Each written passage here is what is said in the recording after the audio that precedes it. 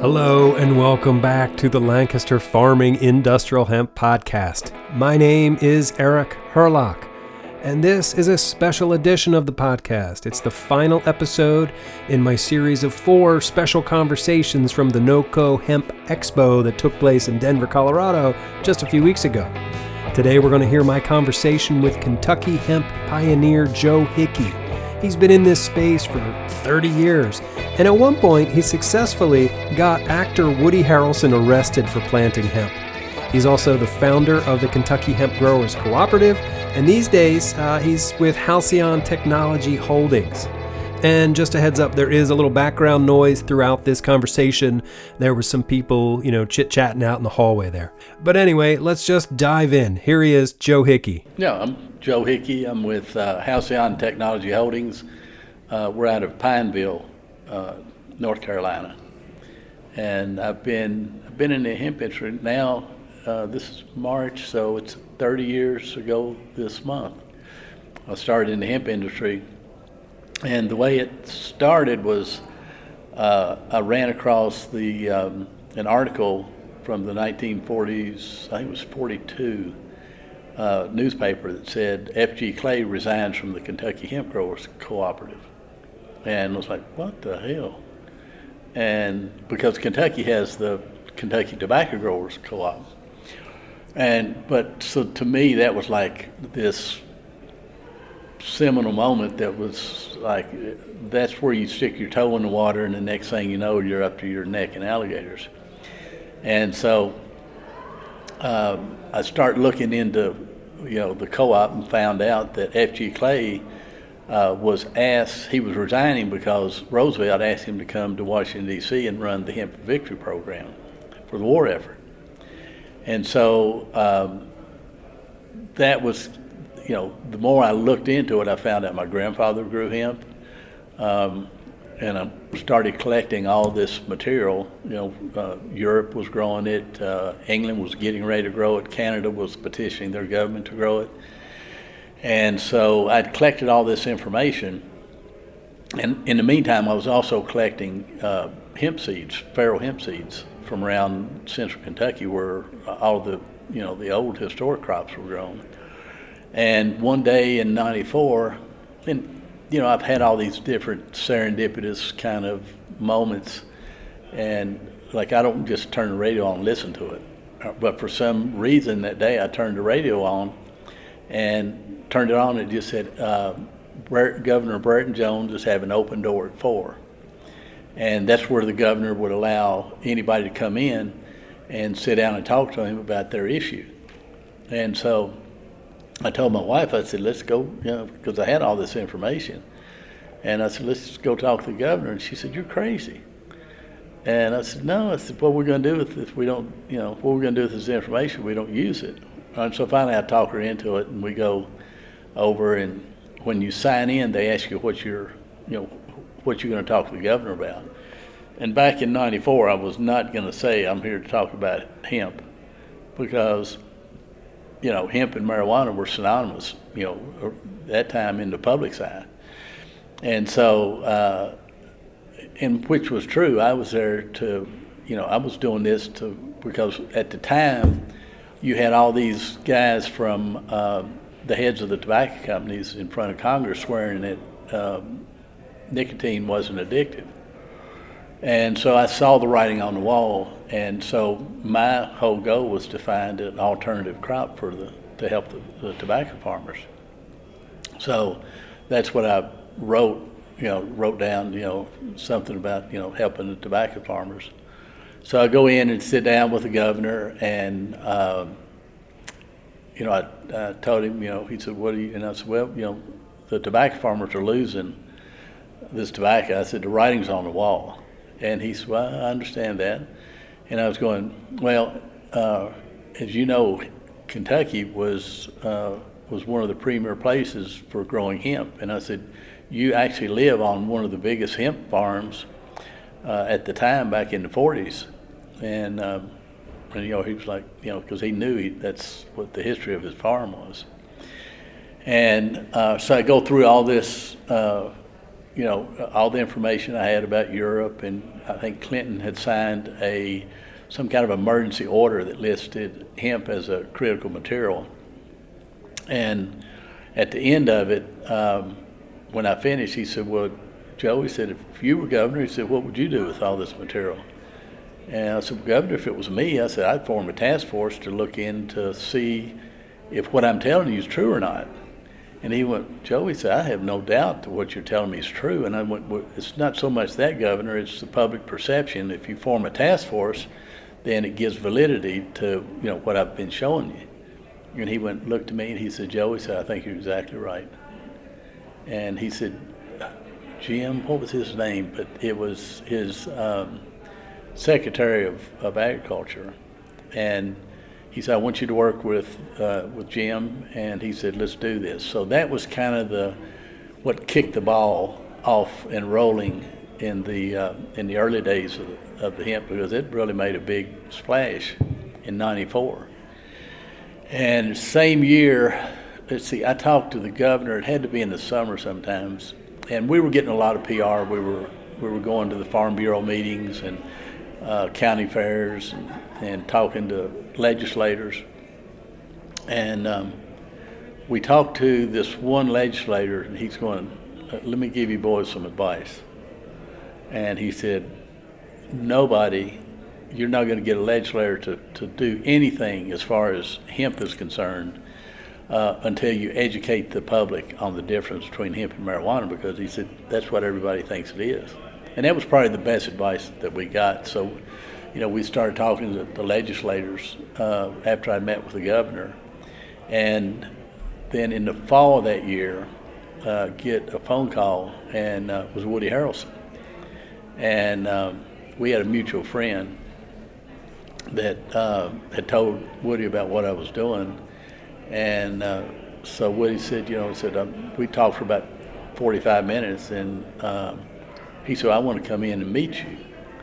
And I said, I'm here. I said, whenever you want. And he says, well, what about, he called me on a Tuesday. He said, what about Thursday? I went, yeah. So he flew in. I met him at the airport. And another kind of serendipitous thing, I had a younger brother that passed away in August. And this was, I think Woody came in October. And I met him, and it was just like my brother coming back. He was so much like my brother Bob that it was just crazy. And so we immediately just, bonded. And so we started working. He stayed for, I think, 4 or 5 days, and brought Laura, his wife, in, and Denny, who was a year old then. I think she's 27, 28 now. And that was the beginning of really, Woody said, just tell me what you want to do or how I can help. And so from 94 to 96, we were doing, essay contests for high school students, and Woody was giving out the prizes. And I think he was doing the People versus Larry Flint, when Larry Flint was, his character was testing the law. And so Woody and I came up with the idea of, let's plant 4 hemp seeds. 5 would be a felony, 4 is a misdemeanor. And so we decided we'd plant, 4 hemp seeds. So we talked to an attorney friend of mine, and we said, can you find somebody in one of the districts, one of the counties that will prosecute this case? And he said, well, let me look around. So we found a prosecutor because what we wanted to do, in order to test the law, it didn't matter if we won or lost. If we lost, we wanted to appeal it. And if we won, we wanted the prosecutor to appeal it, because we just wanted to go back and forth until we got to the Supreme Court. And so my buddy found a prosecutor that agreed, we'll take it back and forth. And so that was 4 years of going through the court battles. And during those 4 years, and I'm writing a book about it, so there's going to be, a lot of the stories that we don't have time for here will be in there, but there was just some incredible times that we had together and stuff that we were doing. And so Woody got arrested for planting those seeds. Oh, yeah. We got him arrested, and then, like I said, went through 4 years of court back and forth. And something I really haven't told a lot of people is when because we started at the district court, and the district court found Woody, basically that he wasn't guilty. And so they got sent to the circuit court. And it just so happens that the circuit judge was a friend of mine. We'd been friends since college. And so we were set, we were supposed to go to court on a certain day. And I asked him, I said, can we have this court hearing on, this one day on a Friday? And he went, well, I'm going on vacation that day. And I went, look, I'm not asking you to do anything illegal. I'm not asking you to ruin anybody's favor or anything. All I want to do is have it on this day. And he went, dang. I said, look, the next day, it's a holiday, so the next day the traffic's not going to be so bad. And so he finally said, okay. And so we have the trial that day, and Woody was found not guilty. And I told Woody, I said, when we go outside to talk to the media, I said, just repeat after me. Today is Independence Day for Kentucky farmers. And he was going, well, why? And I was going, just say that. Just keep repeating that. No matter what they ask you, just say today.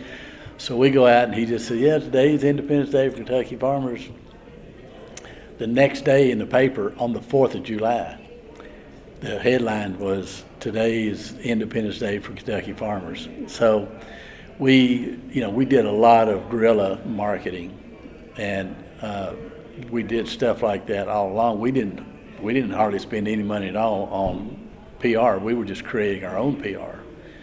And in '98, we started a company called Kennex in Canada.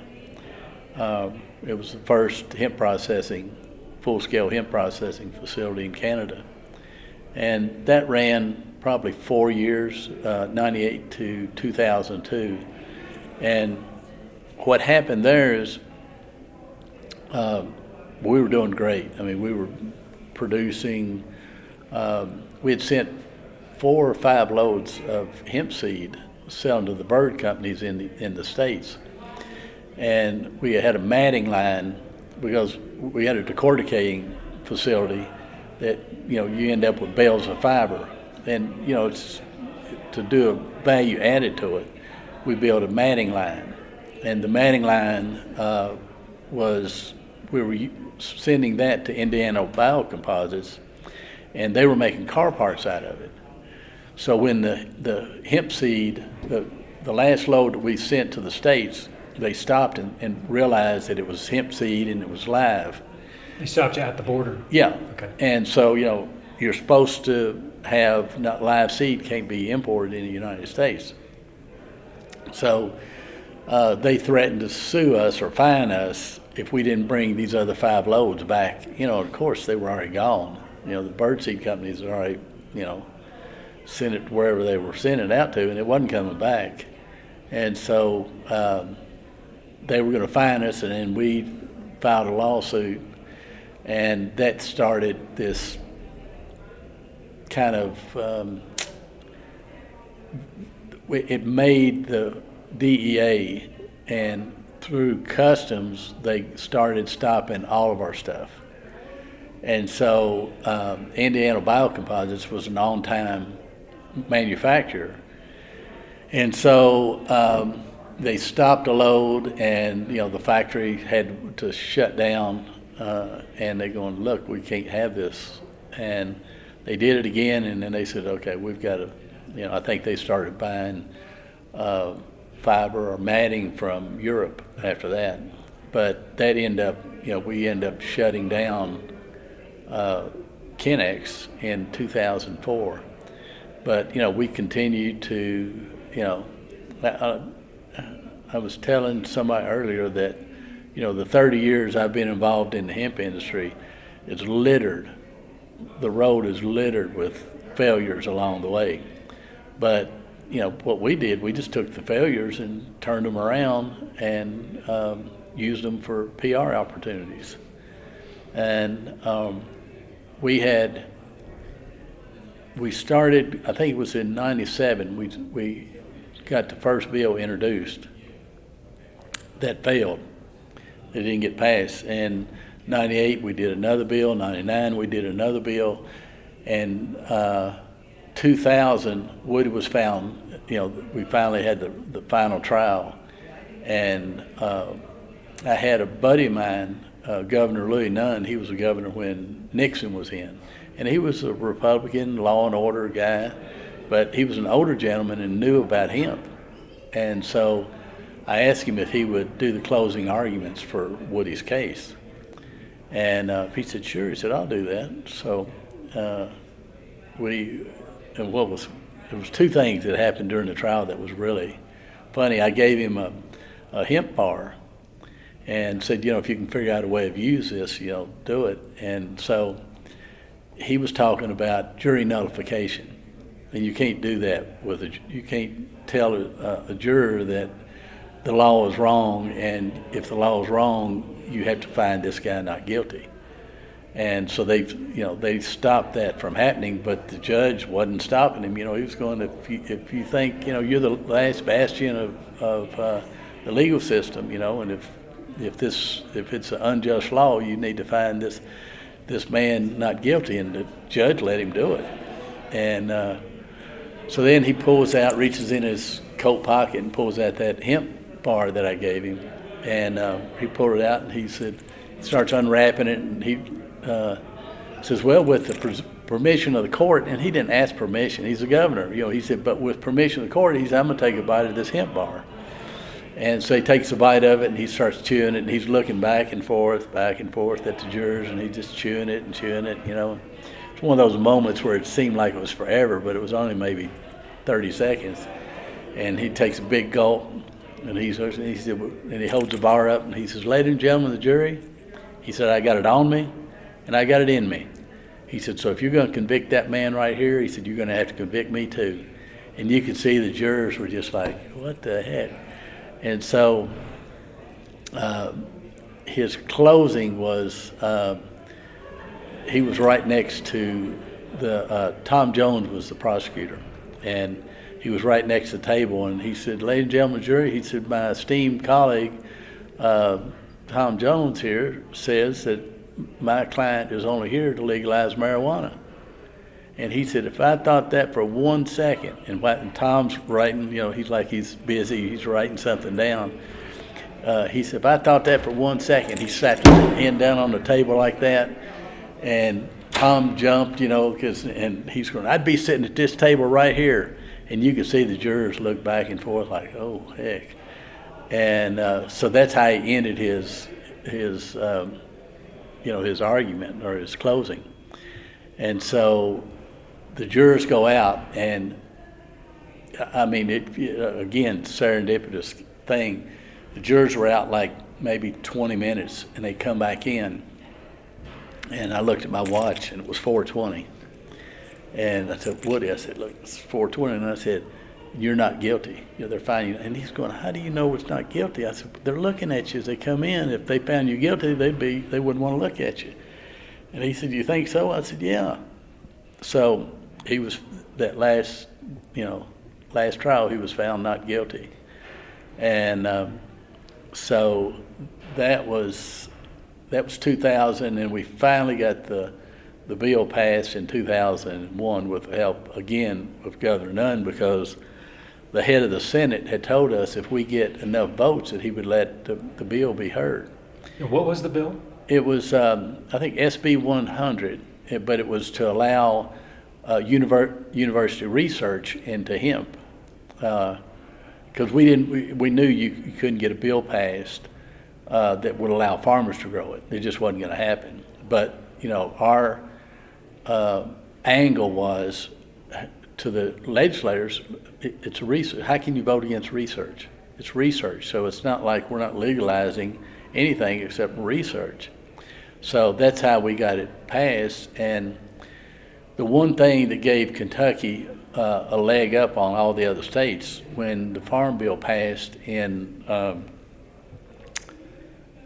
2014, is in our bill, the bill we got passed in 2001, that bill, at the end of it, I added one sentence, and it was Kentucky immediately adopts any and all federal rules and regulations pertaining to industrial hemp.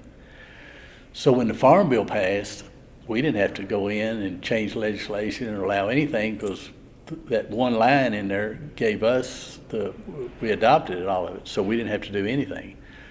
So what happened then was we had, through Kennex, we had developed this seed variety. We had taken some of the feral hemp seed from Kentucky. I won't say we smuggled it into Canada, because FedEx was the one that, we sent it up through FedEx. So, but we crossbred it with the Hungarian variety, and that's the variety we were growing for Kennex, for fiber and seed. So we had some of that seed left over, and so again, FedEx, became a smuggler, and we got the seeds back into Kentucky. So this variety was named after Woody's daughter, Denny, and so we got this variety planted. And what was another serendipitous thing, we planted that variety in one of the fields that we'd collected the original feral seeds out of. And another thing I'd forgotten about this for a while, but Andy Graves was one of our partners in this thing, Andy and Dave Spalding. And Dave had worked for the University of Kentucky and knew all these farmers, so that's how we were getting out on all these farms and collecting hemp seeds. And Andy's dad was a well-known businessman. He was head of the National City Bank there in Lexington. And so when Andy's grandfather, his dad's dad, during the war effort, he'd collected all of these seeds from Indiana, Illinois, Minnesota, and he had basically cornered the hemp seed market and had all this seed in a tobacco warehouse. And the government came in and seized all of this seed. And they took the seed, they formed the Kentucky Hemp Growers Co-op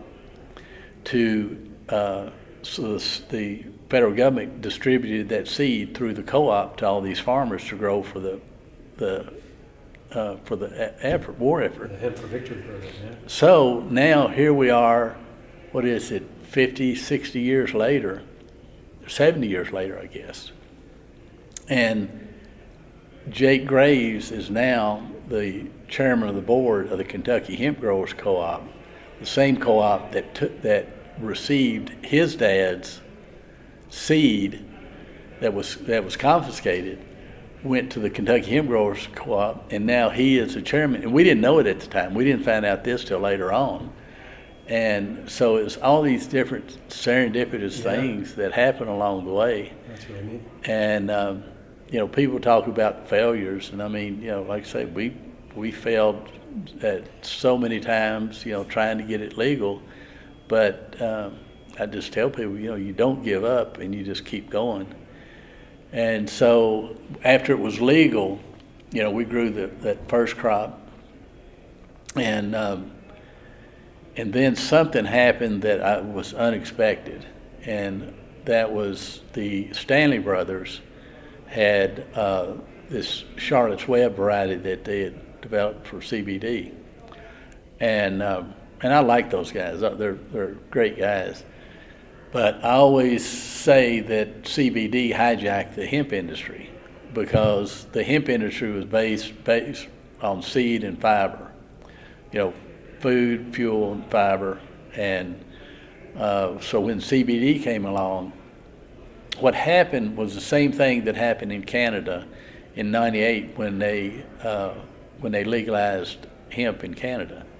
The first year, all these, there was like I don't know, 15 or 20 farmers grew hemp, and they made good money. I mean, they were making probably, $1,500 an acre, which is really good for a crop back then. And so the next year, all these other farmers said, "Oh man, they made great money, so let's do this." So what ended up happening is the next year they had a flood of seed, so it crashed the hemp seed market. And the same thing happened with CBD. And all the effort and everything that we had put together to develop the hemp industry went sideways with CBD, because all the farmers, who wants to grow a crop that's only going to pay you, $800 to $1,500 an acre if you can make, $20,000 an acre. And so with the promise of, and I will say the first year the farmers that grew it, and probably the second year, the farmers made good money. But then the third year, everybody got into it. And so in 2019, we had a flood of hemp, and I was speaking at a conference in Tennessee in the fall. It was in September of 2019, and my talk was basically, look, if you don't have a contract, you're going to lose everything. And if you have a contract, if it's not with a reputable company, you're going to lose. So just this market's going to crash, and everybody's going, well, how do you know it's going to crash? And I was going, well, if you look at how many acres we're growing in Kentucky, and you average out how much production is going to be in an acre, and figure out how much hemp oil can be produced on 1 acre, and you take that and figure out the volume of hemp oil that you're going to have in Kentucky, there's more hemp oil. There's 10 times as much hemp oil to give every man, woman, and child a bottle every month for a year. And I said, so there's just more there than you're ever going to use. At that point, right? Yeah. You're going to lose everything. And sure enough, it was 3 months later, when all the crops were in and all the market was just bulging, and people started selling it. And at first it was going, like, if you had something that was 6% CBD, you might get $2 or $2.50 a point. So if you had something that had 6% CBD in it, you would get $12 to $15 a pound for it. And then when all that flood came, then it went down to like, a dollar a point. Then it went down to 75 cents a point. And then it finally, and this was probably 6 or 7 months ago, you could buy hemp by the pound, no matter what, they just didn't matter how much CBD was in it. You could buy it for like 60 cents a pound. And then now it went to $1 a pound over the last 6 months. And now it's up to like $1.50 a pound. And what's going to happen now is that when this glut is gone, it'll be gone within a year. Probably this will be the last year. And once it's gone, and I tell people, if you're going to be in the CBD market, if you're basing your business model off today's prices, it's going to be a failed business, because now what's going to happen, once the glut's gone, the price is going to go back up, and you're more than likely, if you're going to have a business that's sustainable, you have to have a contract with a farmer that's going to grow for you. And because you're not going to be out on the open market buying it. People aren't going to grow, they're not going to grow it on speculation anymore. Farmer's not going to grow it unless he knows he can sell it. So you can forget about going out and buying it on the open market. So that's where the hemp market's going now. And I tell people, if you're going to grow something, have a contract with a reputable firm and get a down payment on it. Yeah. Do something, but there's no way that this industry is going to go forward unless you build the markets before you put that first seed in the ground. Right. So that's where we are today. Yeah, I saw your presentation a little bit ago, and you had an idea about approaching big companies like Ford or Toyota and work out a purchase agreement. Can you talk about that whole idea and how you think that would sort of boost the fiber side? If you look at the historical context of where we are, okay, soybeans was the last major crop introduced into American agriculture, and that was 60, 70 years ago, and it took soybeans 40 years to become a mainstream crop. And the historical part of this is hemp can be grown in all 50 states, and soybeans can't be grown in all 50 states. There's not very many crops that will grow everywhere. And so in the historical context, hemp is the last crop that will ever be introduced into the American crop in the landscape of American agriculture, because there's nothing else out there that has the utility that hemp has. I mean, it can house, feed, clothe, and medicate you, and it will grow anywhere. So the historical part of this is that, this is never going to happen again. And, being part of the industry and helping making that happen, we're making history here. And in order to make it work, if we follow the same route that soybeans did, that soybeans just kind of organically grew into a commodity over 40 years. And, what we have to do with hemp, we have to have the markets, before you put anything in the ground, just like I was telling everybody that's doing CBD, or really anybody that's doing seed or fiber, you have to have the market there. And so my thoughts are, go to somebody like Toyota or Ford or Tesla or, any of the big companies that are using a lot of fiber, and go to them and say, look, we're going to give you guys the best PR that you've ever had, and it's not going to cost you a penny. All you need to do is sign this purchase agreement that lists, that you'll buy from the farmers when it's within 5% of what you're paying now, and when the quality of the fiber and your proof of concept of the composites that you're going to make from it, and a guaranteed supply chain, because no company is going to bet everything on one factory producing everything for them. So if you're going to be producing for Tesla or Ford or any of those big companies, you have to be probably within 100 miles of the factory, and you need to have probably 3 or 4 facilities built that's supplying that one factory, because they won't do anything unless they have a supply chain. And once they sign the contract, now they have the ability to go out and say, America, we're here for the farmers. We're gonna help revive the rural economies and rebuild American agriculture, and that gives them some of the best PR that they could ever get. And if we fail, or if whoever they sign a contract with, or if it's an open contract, if nobody's able to meet all the demands, no harm, no foul, because they've said, we're here to help the farmers if you can do this, and if you can't do it, that doesn't give them a black eye, because they're there, and they'll leave that purchase contract there forever, because they can always say, hey, we're here, whenever you guys can do this. And if we can do that with all the markets, then now it gives us a basis. It's like the foundation of a building.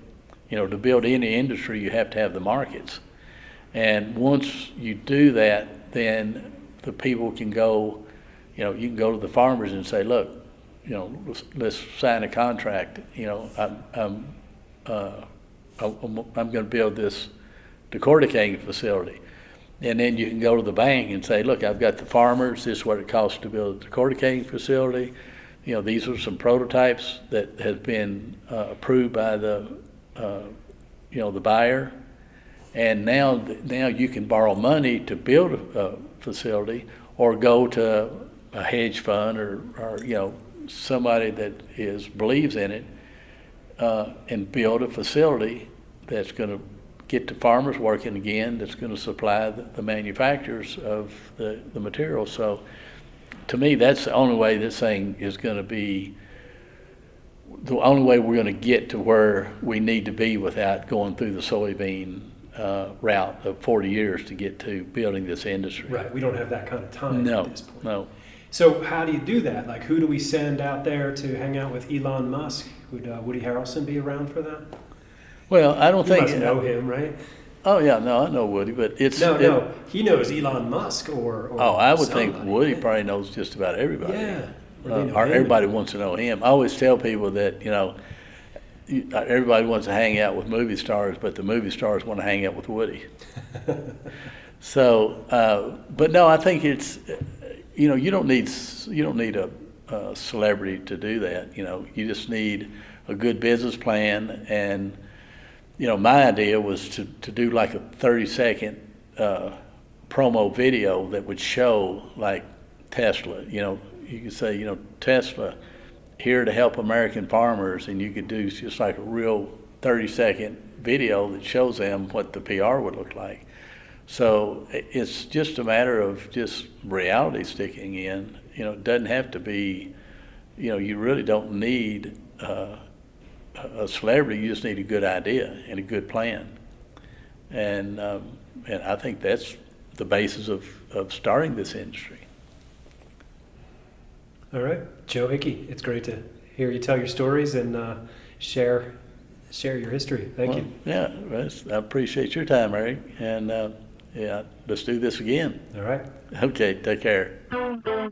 Well, there you go. That's Joe Hickie, Kentucky hemp pioneer who got the ball rolling many, many years ago down there. I hope you enjoyed these conversations from NoCo. We'll be resuming our regular podcast schedule here this week. I've got a conversation with Jacob Waddell from the U.S. Hemp Building Association. I don't know if you heard the news, but just this past week, the ICC, the International Code Council, has approved the proposal for hemp lime or hempcrete to be added to the residential building codes. So that's just a big deal. That's going to really move things forward for the hemp industry and for the building industry and everybody involved in between. So anyway, my name is Eric Herlock. I'm the digital editor at Lancaster Farming Newspaper, the greatest agricultural newspaper in the world. If you ever need to get in touch with me, just send me an email. You can send it right to podcast@lancasterfarming.com.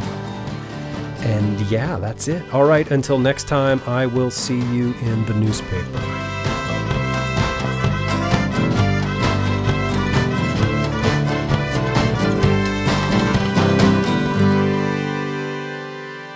Industrial hemp.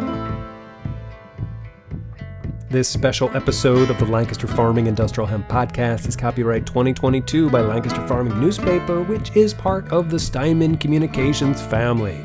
Today's show was written and recorded, edited, and produced by Eric Herlock. And any music you hear throughout the show is courtesy of Tinbird Shadow.